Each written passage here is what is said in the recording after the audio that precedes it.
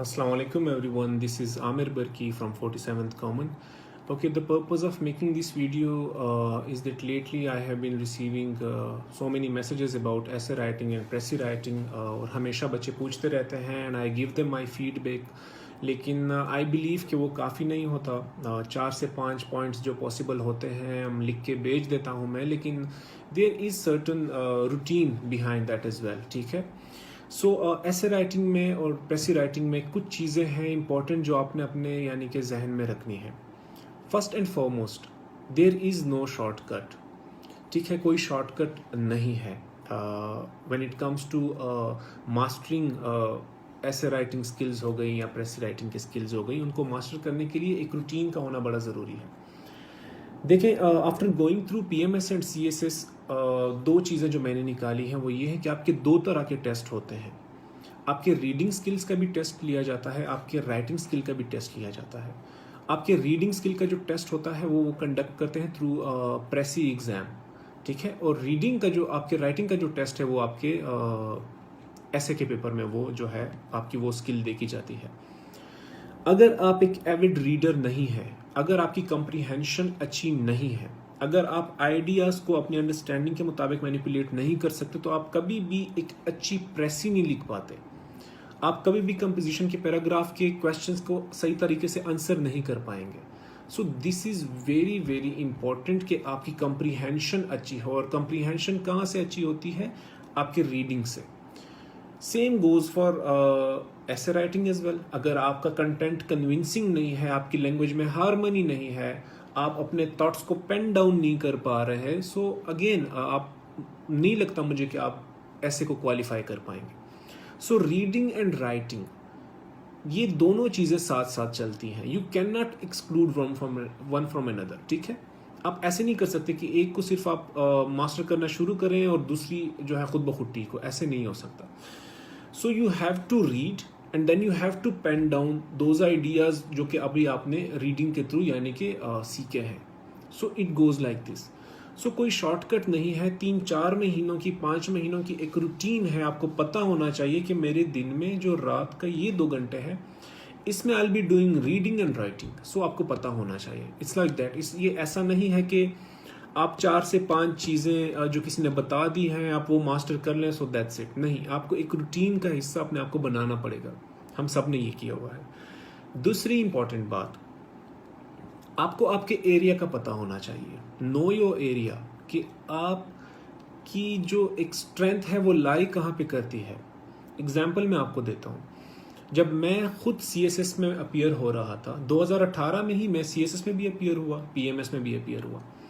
दोनों जब मैं ऐसे और प्रेसी के एग्ज़ाम के लिए जा रहा था, ख़ास करके ऐसे की मैं बात कर रहा हूँ, तो मुझे पता था कि मैंने या तो क्रिएटिव ऐसे करना है या मैंने इंटरनेशनल रिलेशन से रिलेटेड ऐसे करना है, क्योंकि ये 2 एरियाज़ मेरे मोस्ट फेवरेट हैं, मेरी स्ट्रेंथ है और मैं इसमें कंपैरेटिवली ज़्यादा बेहतर तरीके से डिलीवर करता हूँ. ठीक है. सो मैं जब CSS में बैठा, मैंने 4 से 5 क्रिएटिव ऐसे निकाले जो आए हुए थे एग्ज़ाम में. 3 थे या 4 थे गालबन. उनमें से मैंने अपने लिए एक ऐसे चूज़ किया.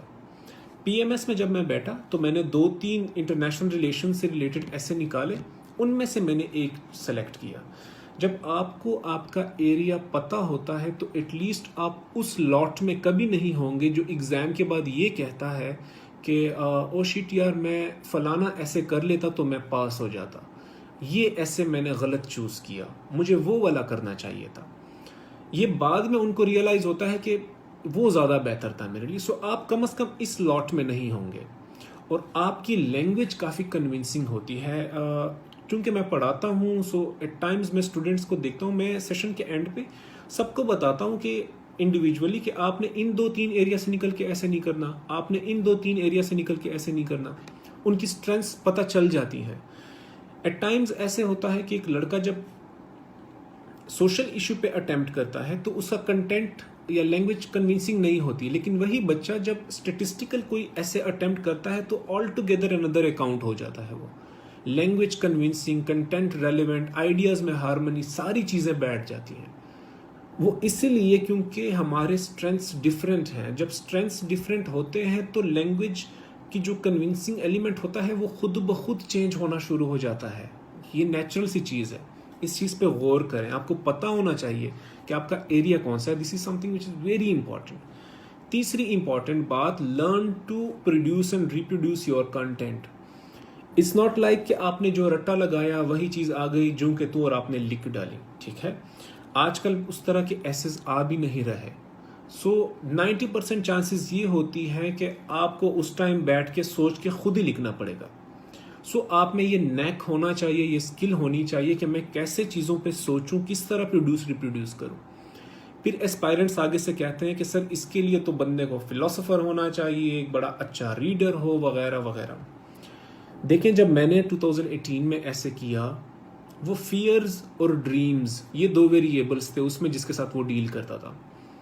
अब मैंने अपनी लाइफ में कभी ड्रीम्स पे या फियर्स पे मैंने कभी कोई अकाउंट नहीं पढ़ा, कोई एक पैराग्राफ भी नहीं पढ़ा हुआ इस चीज़ पे, लेकिन उस चीज़ को मैंने अपनी प्रैक्टिकल लाइफ के साथ, अपनी पर्सनैलिटी के साथ उसको मैंने मैच किया। जो मेरी अंडरस्टैंडिंग थी कि फियर्स और ड्रीम्स को मैं कैसे देखता हूँ, नॉर्मली हमें क्या चैलेंजेस होते हैं, हमारे फियर्स कौन से हैं, ड्रीम्स कौन से होते हैं, रियलाइज होते हैं, नहीं रियलाइज होते, उन्हीं चीज़ों को मैंने पेन डाउन किया। अपने ही एक थॉट प्रोसेस, एक लेमैन अंडरस्टैंडिंग होती है हर इंडिविजुअल की अबाउट हिज और हर सराउंडिंग, ठीक है, एक इंक्विजिटिव इंडिविजुअल की मैं बात कर रहा हूँ। सो मैंने वही लेमैन की बातें लिखी, लेकिन वो एरिया मेरे जो था वो मेरा एक इंटरेस्ट का एरिया था, क्रिएटिव। ऐसे as I said, you should know कि आपका एरिया कौन सा है।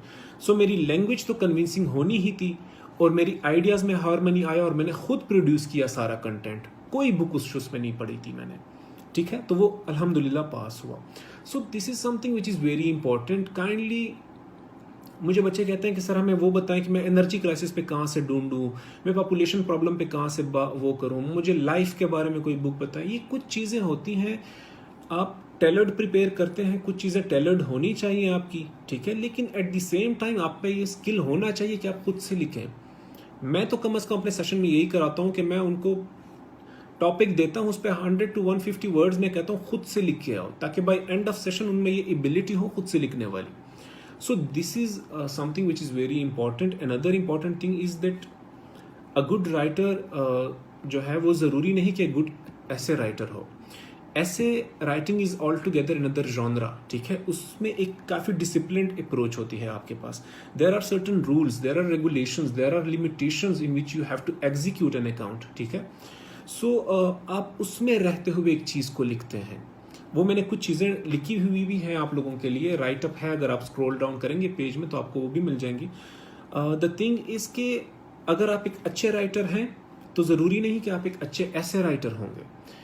एक अच्छा राइटर होना means to write on anything, किसी भी जो है फॉर्म में, किसी भी वर्ब में, किसी भी नाउन की प्लेसमेंट वगैरह, वो सारी आपकी अपनी विल पे होती है। लेकिन व्हेन इट कम्स टू ऐसे राइटिंग, आपका सिर्फ आइडिया आपका होता है, उस आइडिया की जितनी भी क्लॉथिंग होती है वो रूल्स ऑलरेडी जो है इस्टेब्लिश्ड हैं, आपको उसमें रहते हुए चीज़ों को करना पड़ता है। सो काइंडली एक तो उन चीज़ों को आपका पता होना चाहिए, तो उसके लिए प्रैक्टिस बड़ी ज़रूरी है। सिर्फ राइटिंग की प्रैक्टिस नहीं करनी, इंग्लिश ऐसे की राइटिंग की प्रैक्टिस करनी है। जब आप पैराग्राफ लिखे तो आपको पता होना चाहिए कि मेरी जो पहली सेंटेंस है, वो दूसरी सेंटेंस जो मेरी है वो वहीं से शुरू हो जहाँ से पहली शुरू हुई है। एक लाइन में सारी चीज़ें आनी चाहिए, ठीक है। मैंने आई वी का इस्तेमाल नहीं करना, मैंने क्लेम्स नहीं लिखने, मैंने डायरेक्ट टॉपिक को हिट नहीं करना, मैंने हार्मनी रखनी है अपने लाइन्स में, आर्गूमेंट्स में।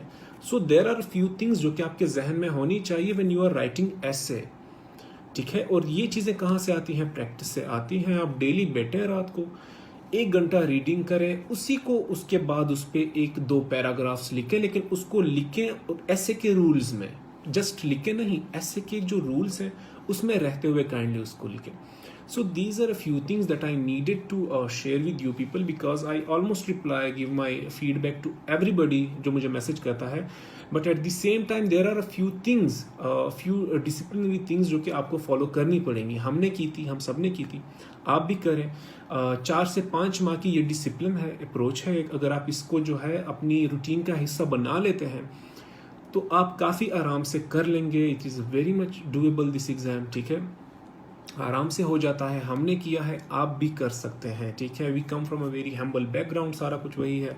सो आप भी आराम से जो है इन चीज़ों को कर सकते हैं. So I needed to make a video on this as well. My best wishes, good luck to you all.